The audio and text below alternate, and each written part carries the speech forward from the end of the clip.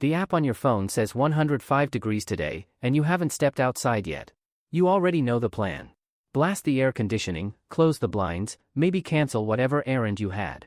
You'll survive the day mostly by hiding from it. But somewhere buried in that instinct to hide is a memory older than air conditioning, older than houses, older than clothes. Because before any of that existed, humans were already surviving heat that would put most animals on this planet into deadly trouble within hours. Not by hiding from it. By being built for it. Here's the part that should surprise you. Of all the mammals on Earth, humans are one of the single best equipped for dealing with extreme heat, and it isn't close. Harvard biologist Daniel Lieberman, who has spent years studying human physical evolution, points to a feature most people never think twice about: sweat. You have somewhere between 2 and 4 million sweat glands covering your skin, a number that dwarfs almost every other mammal on the planet. A horse sweats.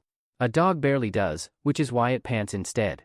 Most mammals rely on panting, breathing rapidly to cool blood near the mouth and lungs, a system that works but caps out fast. Humans instead cool themselves by releasing liquid across the entire surface of the body, and as that liquid evaporates, it pulls heat away with it, an incredibly efficient cooling system that lets a human keep functioning in conditions that would put a panting animal into organ failure.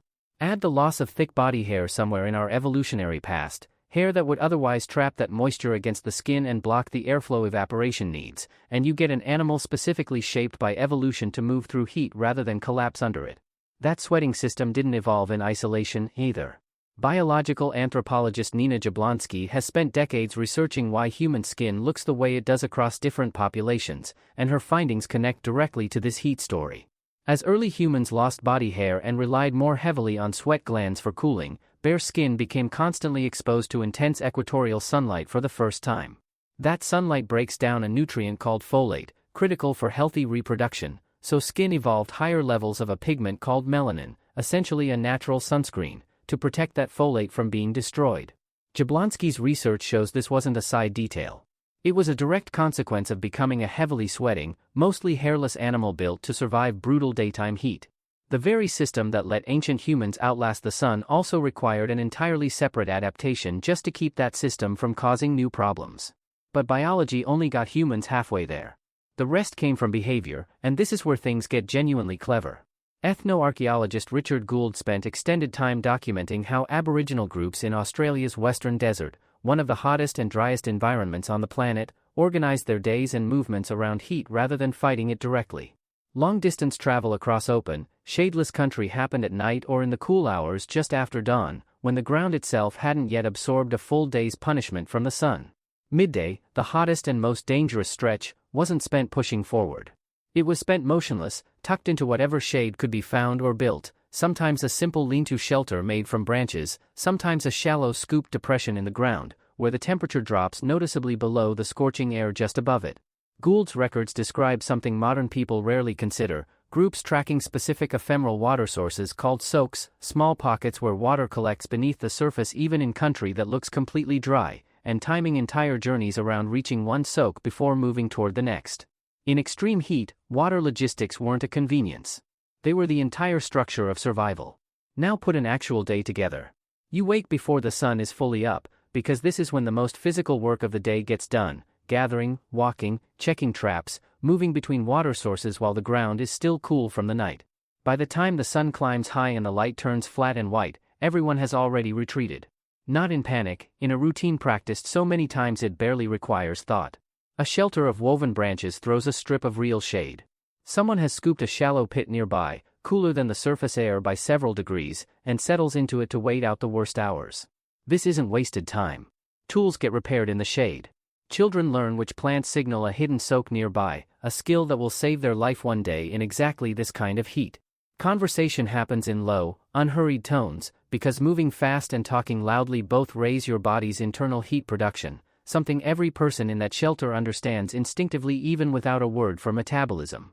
As the sun finally drops and the ground begins releasing its stored heat back into a cooler evening sky, movement resumes.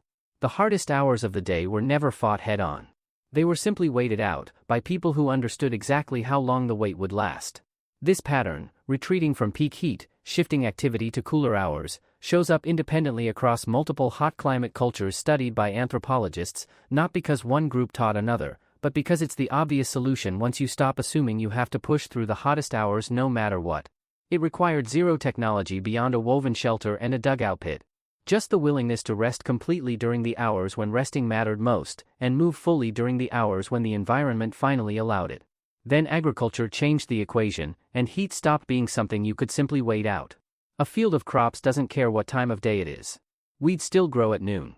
Irrigation channels still need clearing regardless of the sun overhead.